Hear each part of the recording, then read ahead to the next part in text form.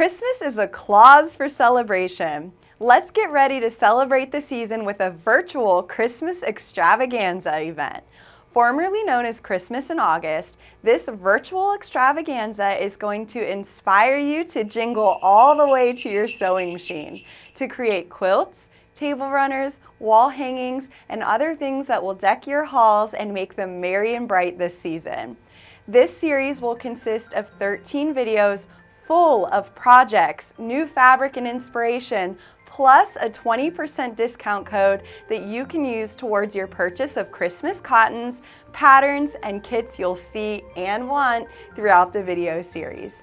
Everything is available on sewing.net, and you have the option on that website for shipping or in-store pickup.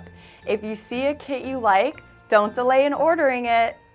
Hi everyone, I'm Kelsey here with video number 1 of our virtual Christmas extravaganza event, and today I am so excited to share with you 3 different advent calendar projects, plus a really fun beginner bowl cover project. How beautiful and festive are these? So let's first go ahead and get started with advent calendar number 1. This one comes from Timeless Treasures Fabrics, which is one of our favorite companies. It's a very traditional looking advent calendar, nice and compact, so a smaller one. And as always, when you're doing a panel project, you don't have to worry that you don't have any instructions because they're always printed right on the panel. So you can go home and follow these step-by-step instructions. This one is a very beginner project. I would encourage you all to try it if you're looking for an advent calendar. As you can see, there's tiny little words on either side that say fold and fold. So I'm not going to go through all the instructions with you, but I just want to show you how easy it is to assemble this advent calendar. You fold twice and you have row 1 there. Did you see that? So easy. Then you come down to the next row and you fold at the fold words and you fold again at the second row of fold words and you got another row. So kind of like magic, it really is that easy.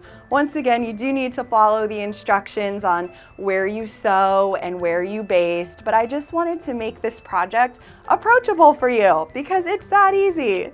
So that's panel number 1 from Timeless Treasures. There it is. Advent calendars are always so much fun for the family. Okay, talk about fun. Who loves Yappy Christmas? I do. This is a really, really fun collection.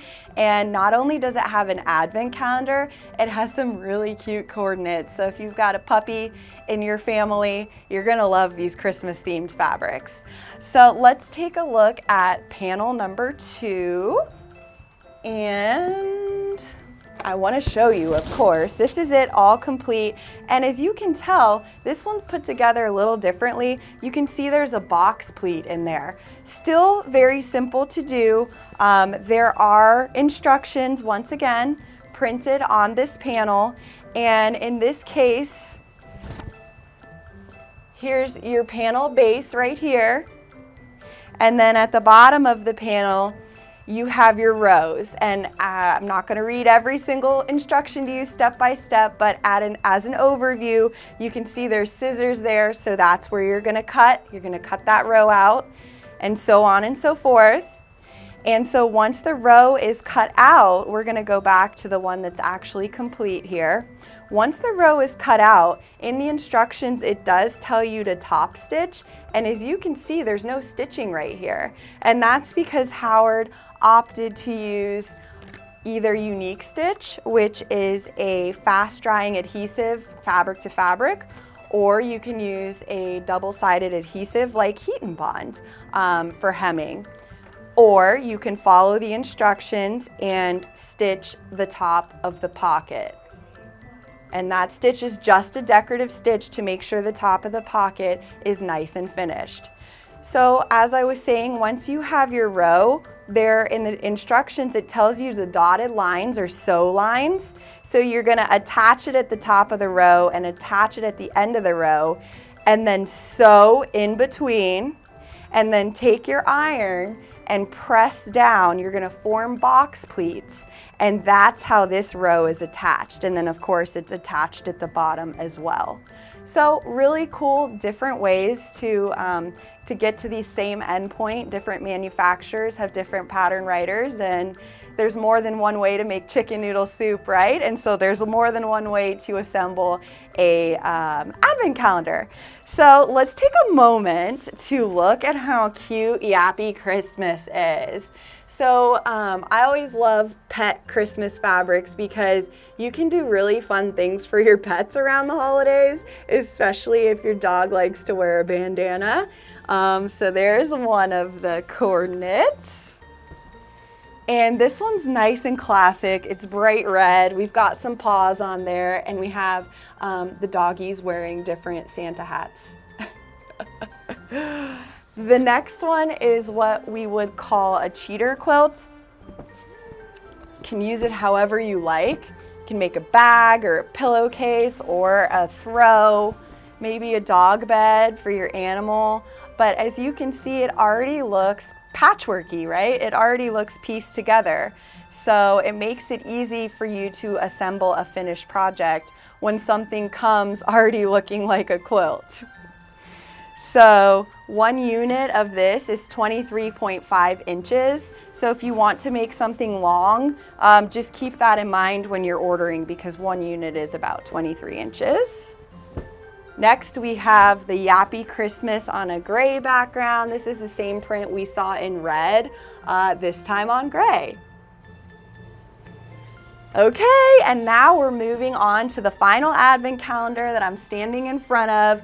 This one is so beautiful. I love it so much. It's called London Christmas, and all of the pockets on this one are actually cut out, and then you fold the raw edges in and sew the pocket down. So yet a third different way to assemble an advent calendar. I would say to pick your favorite, maybe get one of each. Don't stress too much about how they're assembled.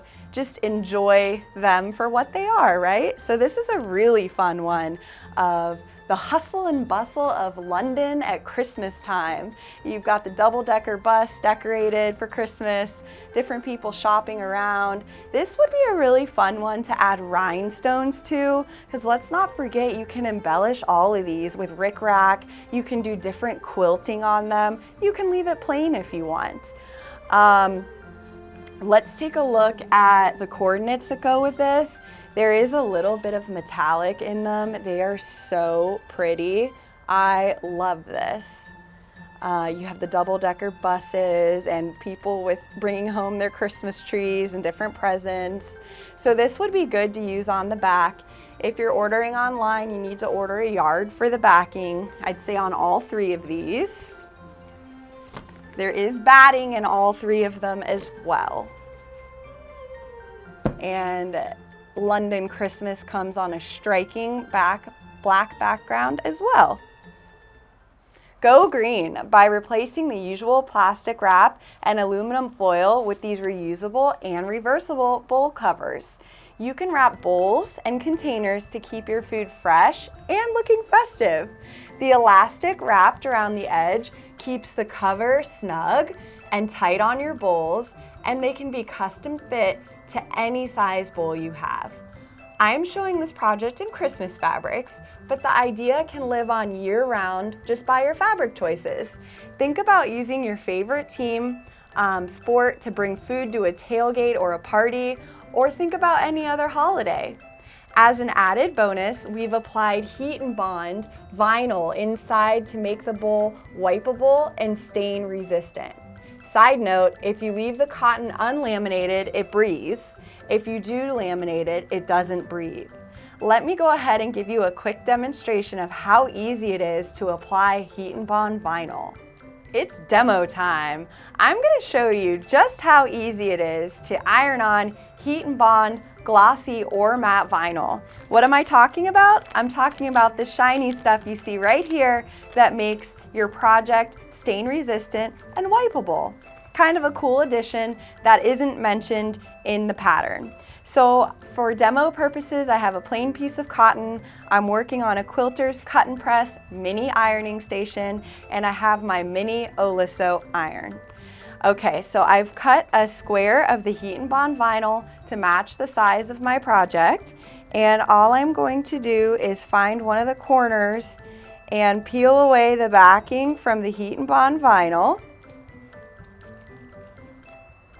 There we go. You know, everyone who's had to do this knows that's the hardest part of the whole thing, right? Peeling away the backing. So now I've got my heat and bond vinyl, and there's an obvious sticky side. You can probably hear it. The sticky side goes down onto your fabric, and at this point you can use a Teflon pressing sheet. If you don't have a Teflon pressing sheet at home, you can actually use the paper that you just peeled off. The shiny side of the paper goes down on the vinyl, all right? And then at this point, we have our iron set to medium heat, and we are going to press for 8 seconds. 1, 2, 3, 4, 5, 6, 7, 8. 1, 2, 3, 4, 5, 6, 7, 8.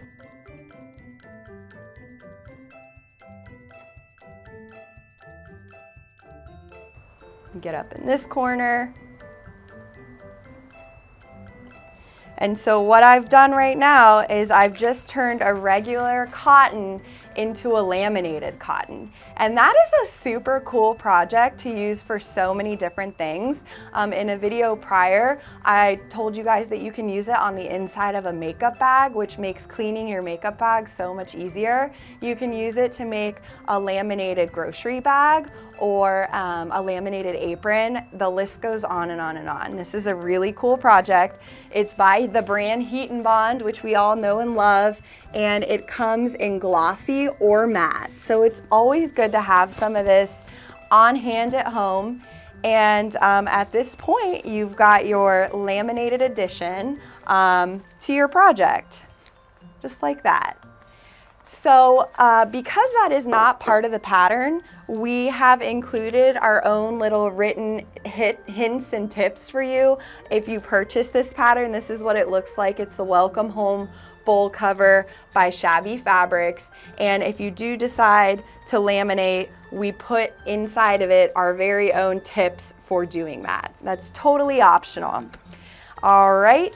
And now we're going to go ahead and take a look at the fabrics that we've chosen for this project. They've come from Michael Miller and they've come from Moda. The polka dots are from Moda. So to me, they're just super duper whimsical. This is the one that we used for this one right here. And they go so well with the Michael Miller snowmen and Santa Clauses. They're just festive. Imagine showing up to a holiday party with whatever salad you've made with this on top of it. So cute. So we didn't make one up in the snowman, but it is an option. And Santa comes on 3 different backgrounds: green,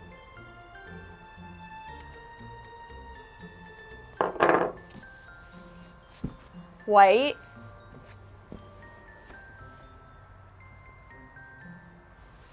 and red.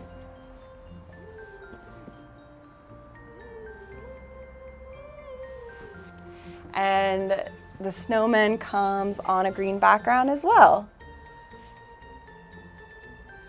So the bowls that we used for today's demonstration are the Anchor brand of bowls. Once again, the pattern does include instructions on how to measure for any size bowl. So salad bowls, different bowls, maybe for rising dough. The list goes on. Everything is available that I've shown you today on sewing.net or in store. And thank you so much for watching.